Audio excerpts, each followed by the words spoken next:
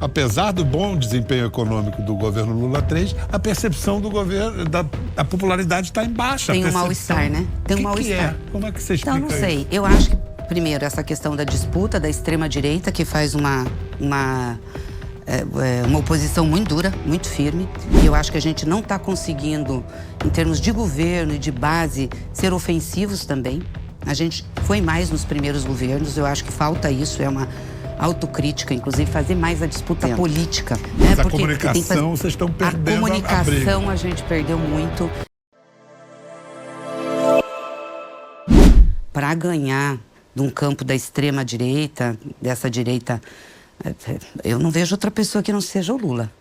Acho que ele está bem, obviamente, né? Concordo que quando você tem uma idade mais avançada, você tem mais injusto até dificuldades. com ele ter que ir para essa... Não ter alternativa. Mas você ele, concorda? pois é. Não, você tem quadros políticos, né? Você não pode dizer assim, não tem ninguém. Tem, gente. Mas eu estou dizendo que tem a pegada popular, que tenha condições de fazer o embate e que tenha condições de ganhar. Porque eu acho que a gente tem que ter um compromisso com esse país, Bial. Nós não podemos deixar a extrema-direita voltar a governar. É um dever que a gente tem com o Brasil. Se esse pessoal voltar, vai ser um período sombrio e de muito tempo. É muito difícil os métodos que eles têm, o que eles fazem, queriam dar um golpe. Olha o que estão fazendo com intervenção americana aqui. O secretário de Estado falou do ministro Alexandre de Moraes, é um absurdo, eles intervinam.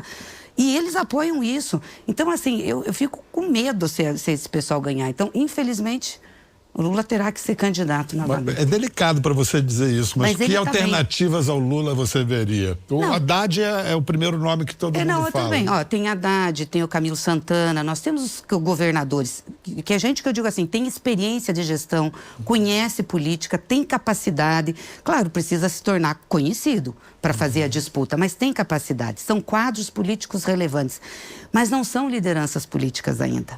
Entendeu? E essa é uma eleição que a gente precisa de liderança política. Agora, o Lula tá bem, mas ele também tem a consciência de dizer, ó, se eu não estiver bem de saúde, não dá para eu ir. Mas ele tá bem de saúde, ele tá se cuidando. Então, é ele que nós vamos ter para disputar a eleição de 26. Você é casada com o líder do partido na Câmara, Lindbergh Farias, também conhecido como Lindinho. Vocês conversam sobre alguma coisa que não seja política? E é difícil, viu? Não, conversamos sim. Mas a gente vive isso, né? É porque é interessante, você se relaciona com quem você convive, né? Jornalista se casa entre si e fica falando de jornalismo. Isso. Será que dentista Artista, também é assim? Dentista fica discutindo prótese lá no... Acho que fica assim. E no nosso caso ainda tem as disputas, tem as articulações, porque ele me ajuda muito o governo lá no Congresso, na Câmara, né? Ajuda muito a liderança do governo. Então tem problema, me liga, olha, vai dar problema aqui, vai estourar aqui, tem que fazer isso, vai... Então é impossível não conversar sobre isso. Ele declarou que vocês gostam de assistir a vídeos do André Lara Rezende, do economista. Sim. O que você acha mais importante nas ideias dele?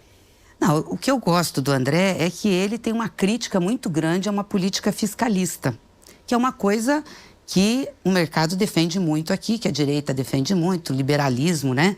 Não, o fiscal tem que estar equilibrado, o Estado é como a casa da gente. O Estado não é como a casa da gente. A gente não emite moeda, Bial. Você não faz moeda, você não faz dívida que vai criar, que vai te dar tributo. É diferente. O Estado emite moeda, o Estado tem condições de intervir na economia e tal. E ele estava com uma visão muito positiva do Brasil. Ele disse, ó, o Brasil tem reservas internacionais, portanto, não é um país que vai sofrer ataque especulativo de jeito nenhum, são robustas as nossas reservas internacionais. O Brasil tem uma dívida equilibrada, hoje é 76% do PIB, e se não fosse esse aumento estrondoso dos juros que a gente está tendo, seria bem menor. Então, o que está crescendo a dívida é o PIB. E o Brasil tem uma conta, por exemplo, se for pegar pessoal em relação ao PIB da União, é muito estável, não tem crescimento. E mesmo o custeio. O que é que no fiscal tem impacto grande? O aumento real do salário mínimo por conta do pagamento dos aposentados. Tudo indexado. Mas você acha justo, Bial, a pessoa ficar com o salário mínimo congelado? Esses dias eu ouvi quem foi o presidente do banco, o Armínio Fraga. Armínio. Não, uma solução seria congelar por 5 anos o salário mínimo. Por que ele não congela o dele? Ele deve gastar um salário mínimo pagando uma garrafa de vinho para um jantar. Mas a coisa fica descontrolada, Gleisi. Eu sei, mas aí eu coloco em cima dos pobres. o Estado brasileiro tem capacidade para pagar isso. Porque você falou, o Estado sim emite moeda, mas é um problema quando o Estado sai emitindo moeda para resolver a questão. Quando eu digo emite moeda, é o seguinte, ele faz dívida, entendeu? Então ele bota título. E isso gera também arrecadação. Então você tem um processo, você não tem uma conta descontrolada do Estado brasileiro. Então você pode fazer isso, você pode administrar um déficit ou uma conta zerada de maneira mais tranquila, não cortando tudo. Não é justo. Até porque a gente cresce também. Ó, nós crescemos em 2023 3,4%. Que todo mundo dizia que ia crescer 0,8%, não sei se você lembra. Aí crescemos 3,2% em 2024. Todo mundo dizia que a gente ia crescer menos. Agora todo mundo estava dizendo que a gente não chegava a 2%, já a estimativa é de 2,4%. Quando você cresce, você tem uma relação com o seu PIB grande, em relação às despesas caem, a receita aumenta. Então, assim, não é estático. São fatos inegáveis. Você acaba de descrever um cenário econômico positivo. Positivo. No entanto, está sendo contrariada a máxima lá de trás do James Carville. É a economia, estúpido, que decide as eleições. Apesar do bom desempenho econômico do governo Lula III, a percepção do governo, a popularidade está em baixa. Tem um mal-estar, né? Tem um mal-estar. Como é que você explica isso? Então, não sei. Eu acho que, primeiro, essa questão da disputa da extrema-direita, que faz uma oposição muito dura, muito firme, e eu acho que a gente não está conseguindo, em termos de governo e de base, ser ofensivos também. A gente foi mais nos primeiros governos, eu acho que falta isso, é uma autocrítica, inclusive fazer mais a disputa política. Você tem que fazer a gestão do Estado, mas você tem que dizer para o povo por que você está fazendo o que está fazendo. Mas a comunicação, vocês estão perdendo a briga. A comunicação a gente perdeu muito. Eu acho que a gente está tentando recuperar. A questão de redes é um problema ainda. Ganhamos a eleição, mesmo com a rede deles, que era fortíssima, complicada. A gente conseguiu ganhar. Mas, de fato, a gente tem que melhorar nessa disputa. Bom, diante de uma política com a sua trajetória, de uma mulher que fez essa trajetória política, eu tenho que falar de Janja, da primeira-dama, que de vez em quando o noticiário acaba chegando nela.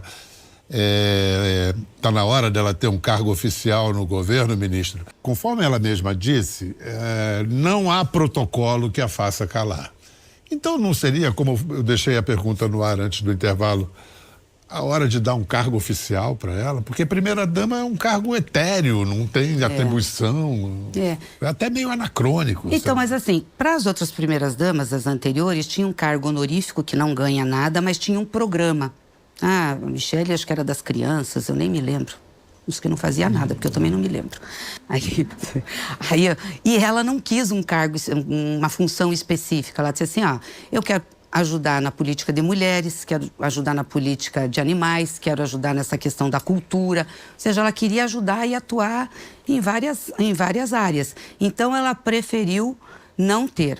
Agora, a gente formalizou a atuação dela através de um parecer da Advocacia Geral da União, né, dizendo que as atividades e as ações dela têm que ir para a lei de acesso à informação, tudo tem que ser prestado contas, declarados, a agenda publicada. Então, agora ela está com uma ação bem formalizada.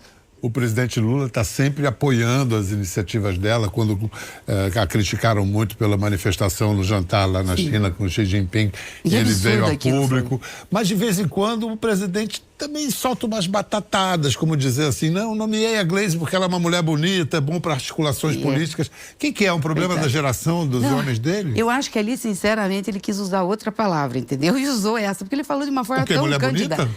Porque mulher, ele quis dizer que uma outra mulher... palavra? Linda? Uma mulher forte. Não, era outro adjetivo que eu acho que ele queria.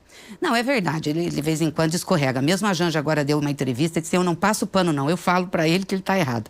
Mas deixa eu te dizer, para mim o que vale muito no presidente são os gestos dele e o compromisso que ele tem. Porque, Bial, ele foi o primeiro presidente que fez uma sucessora mulher. E fez porque ele apoiou e incentivou. Ele me apoiou e me incentivou eu ser a primeira mulher a dirigir o PT. Ele foi o presidente que mais nomeou ministras de Estado, que mais nomeou juízas para cargos em tribunais. Inclusive as 2 mulheres que estão no Tribunal Militar, hoje foram nomeadas pelo Lula. Então, o compromisso dele, né, com a emancipação das mulheres, com o incentivo, é um compromisso grande. Eu olho muito isso. Claro que de vez em quando acontece isso. Aí tem a ver também com a cultura, com a história, com a idade.